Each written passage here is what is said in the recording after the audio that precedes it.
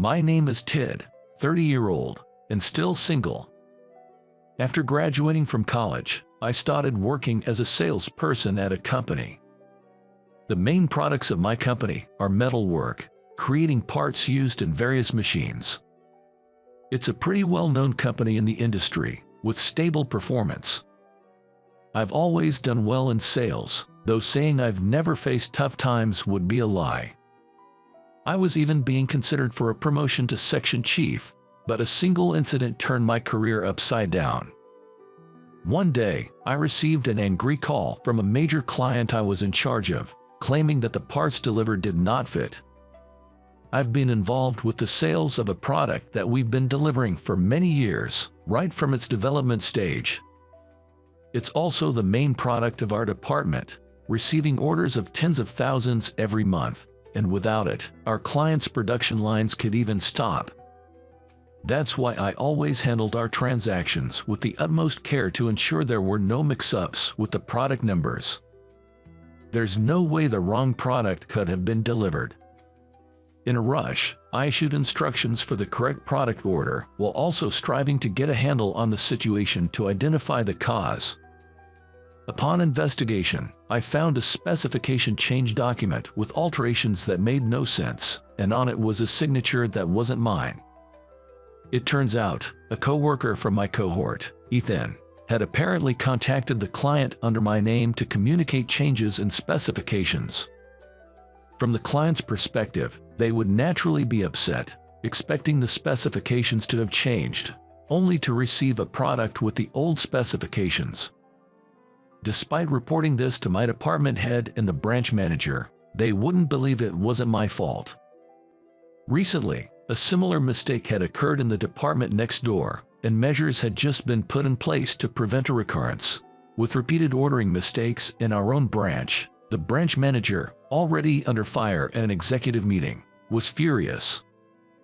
I was ordered to stay at home, and Ethan took over all the client dealings I had built up over the years. Can I at least handle the cleanup for this order mistake? My heartfelt pleas were quickly dismissed by the branch manager. 2 weeks later, after my suspension was lifted, the order given to me was a reassignment to the manufacturing facility. The thing is, Tid, we want you to gain some hands-on experience with the manufacturing process, so you can really bring that knowledge back into your sales work. It's just for a few years, you know. With those words, the branch manager hurriedly encouraged me to leave the room. Being shifted from sales to the factory floor was effectively a demotion, and no one in the past have ever returned. I was prepared for this, but it still hit me hard. I was so shocked that I considered resigning right away, but that would have played right into the hands of the branch manager, my supervisor, and Ethan, and more importantly, it would have felt like betraying all the clients who had helped me along the way, so I held back. I have to repay them by making quality products on the factory floor. With that thought, I decided to take on the job at the factory. The factory workers, knowing I came from a sales background, didn't hide their disdain for me from the start. "What's the matter with you? Can't you even do this? Look at Mr. Elite here, can't even lift this. Do it yourself. What, you haven't been shown how? Must be tough for a fancy degree to not know something without asking, huh?" The machinery and equipment were all new to me, and just looking at the manuals wasn't enough to understand them. Furthermore, the workers had modified the rules and workflows to suit themselves, making it impossible for an outsider to make sense of it. I had to constantly ask the workers everything from how to use the machines to where the tools were kept, and each time, I was met with cold stares and verbal abuse. This work was a 12-hour shift, either from 8 a.m. to 8 p.m. or from 8 p.m. to 8 a.m. To top it off, the factory was filthy with machine and cutting oils, and operating the machines and setting up the metal components required laborious work, drenched in sweat. Tid, we don't have a shower in this factory. Take your time and have a bath when you get home." When the factory manager told me this on my first day, I thought it was a joke, but there really was no shower. To add insult to injury, it seems they tacked on a rule just as I was assigned, a 2-year ban on personal vehicles. The worker was all pros, and much was clear. Living far from work, I had no choice but to commute by train. Going to work was fine, but on the way back, I could tell I was being blatantly avoided by everyone around me in the train. Day in and day out, I was verbally abused at work, and during the commute, I was treated like garbage by those around me. My spirit gradually began to fray. Then, one day after several months of this, coming home from a night shift, I spotted a woman on the same train being harassed by a middle-aged man. What's with that attitude after bumping into me? That man is yelling at the top of his lungs. The woman looked down, intimidated and apologizing, but he was having none of it. It was Sunday, and the carriage was empty, but the others just ignored. I was exhausted from the night shift and thought to just lean against the wall and close my eyes without getting involved, but the shouting didn't seem to end. The woman's voice was getting fainter, and I could hear her sobbing. My irritation at the man who was ignoring the apologizing woman grew. Knock it off, she's apologizing, isn't she? Before I knew it, I was stepping in between them. Who the hell are you? The man turned his anger towards me this time. But upon seeing me, he couldn't help but smirk. What do we have here? A hero in such a filthy outfit, huh? Looks like someone from the bottom of the barrel got too big for his britches, acting all high and mighty. Is that all you wanted to say? I had no intention of denying it, but I couldn't stand people who belittled the work of others, no matter the job. In fact, the reason I was able to achieve results as a salesman before coming here was thanks to the workers who were covered in oil and sweat at the factory, something I had come to realize over these past few months. Unfortunately, I wasn't exactly welcomed by those workers.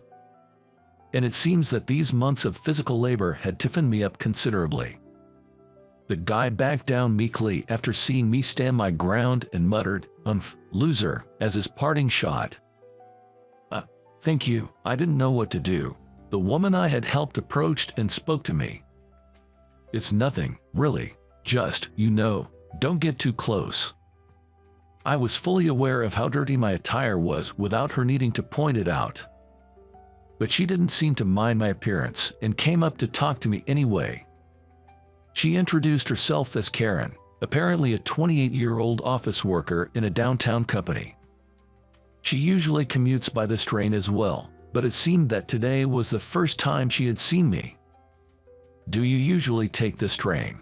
What time do you normally ride? I was at a loss for words. When I explained that my schedule varied because I worked both day and night shifts, she was surprised. I thought factory jobs were just from morning till evening. I didn't know there were factories that operated differently. I wanted to ask why she thought that, but she got off at the next station. Let's chat again if we ever end up on the same train again. Thank you so much for today. Saying this, she continued to wave and bow until she was out of sight. I never thought we'd see each other again. But strangely, we started running into each other a lot on the same train.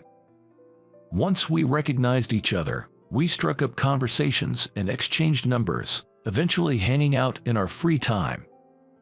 We opened up about our lives too.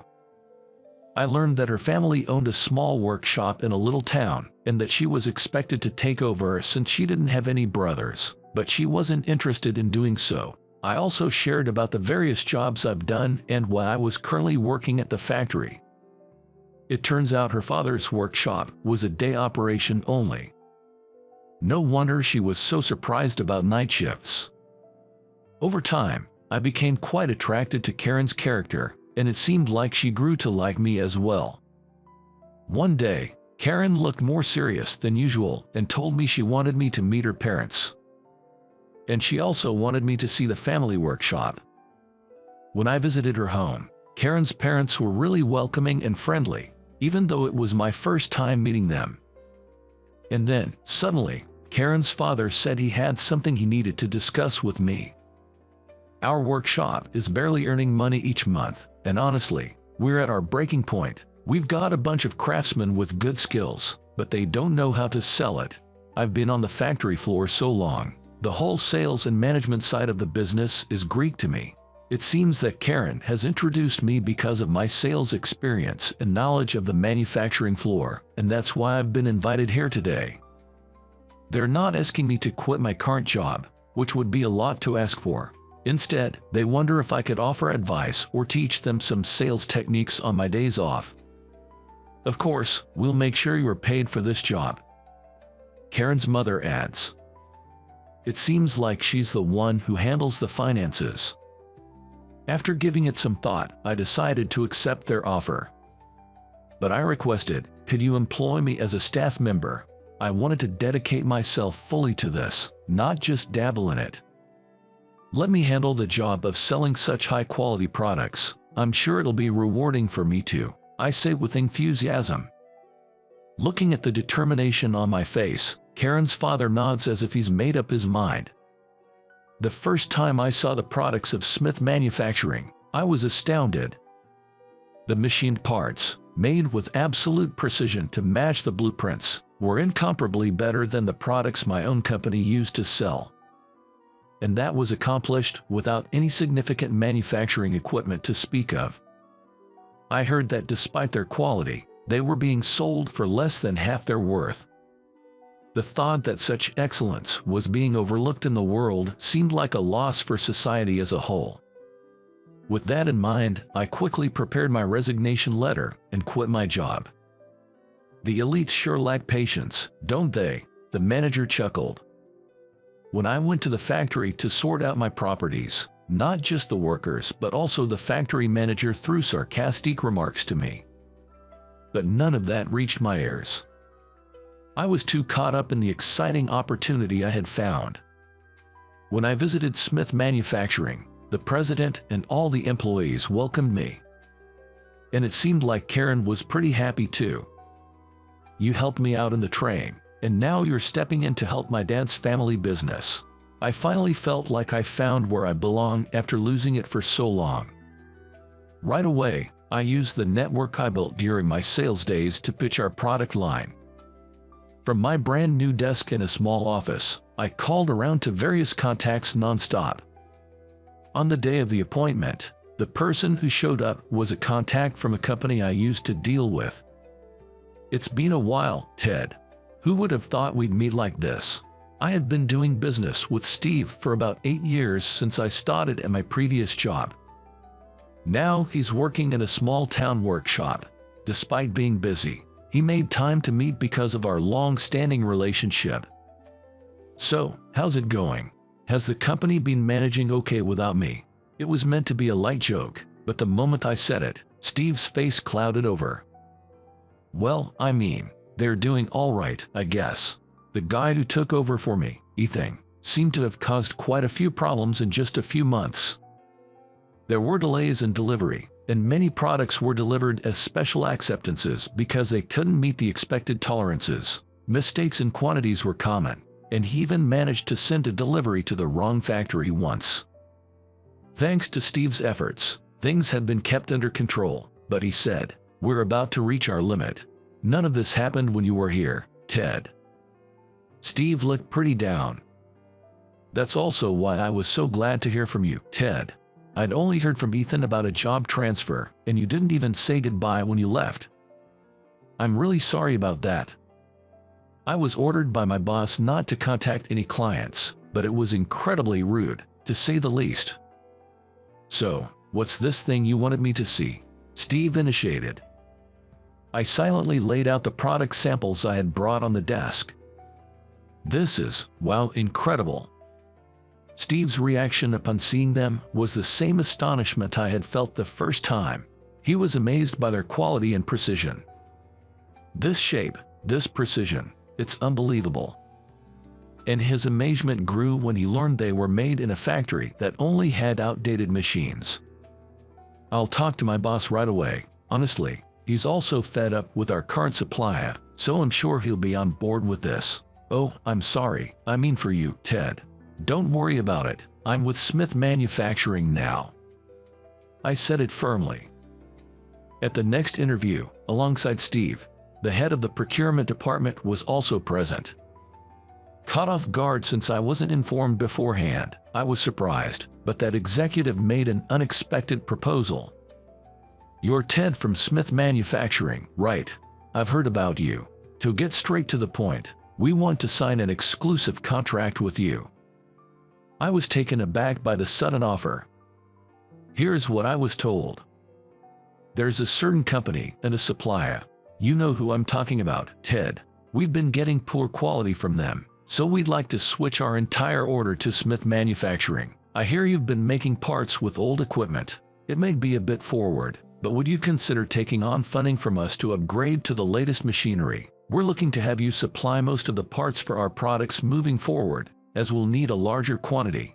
Please continue to produce the top quality products you're known for," he said, bowing his head. I was so overwhelmed by the rapid developments that I couldn't think straight, but once I regained my composure, I bowed deeply and shook hands, saying, "I look forward to a good relationship in the future." I headed back to the company and reported to the president. He was surprised, seemingly at a loss for words, but he tearfully thanked me, saying, "Thank you, Ted, thank you." "President, the real challenge is still ahead of us. We all need to learn how to use the new machines." Initially, the craftsmen were hesitant about the change in their environment. But that was expected. They take pride in their work. Plus, they're all pretty up there in age. There was resistance to using the new machinery. But after I earnestly persuaded them, they agreed. Never in my dreams did I think I'd be learning to use new machinery at this stage of my life. This new salesperson sure has a tough way of using people. The top skilled craftsman, Mike, who's the same age as my dad, just cracked a joke about it. But despite his words, he seemed thrilled that their products were being recognized by the world. Who would have thought our little workshop would be supplying such a big client? Even the president didn't expect to land such a big contract, but it's only natural for this workshop, with its highly skilled craftsmen, to get the recognition it deserves. If anything, we owe it to Steve for setting up that meeting. After I started working at Smith Manufacturing, it wasn't long before executives and the factory manager from my previous job came to visit. Wondering what they wanted, they started off with a plea, "Please," as they bowed their heads. It was predictable, but their sudden change of attitude surprised me. "Ted, I'm really sorry about what happened before. The investigation proved you were right. We'll put you back in sales and have a post ready for you, so please come back." The factory manager even had the gut to say something ridiculous. "I'm truly sorry if we made you feel uncomfortable at the factory. I'd like to apologize on behalf of all the workers. Can we leave past in the past?" The branch manager and the factory manager took turns apologizing, but of course, my mind was made up. I appreciate the offer, but I find my current job rewarding and engaging, so I plan to stay with this company. I intend to work hard so that we can be known as your company's rival. I look forward to your guidance and encouragement. I delivered this response without changing my expression and asked them to leave. Later on, thanks to the hard work of the craftsmen, the transition to the new manufacturing equipment went smoothly, and Smith Manufacturing became one of the most well-known factories in America. We've completely taken over the market share of my old company, and though the company has grown significantly, the president is already talking about retiring and wants to hand over the job to me. "I'm counting on you, Ted," all the employees agree. He says this, but I have no intention of taking over just yet. Machining is a deep field. There's still so much more for me to learn. And I want to make the company something that my wife Karen, who I've married, and our future child can be proud of.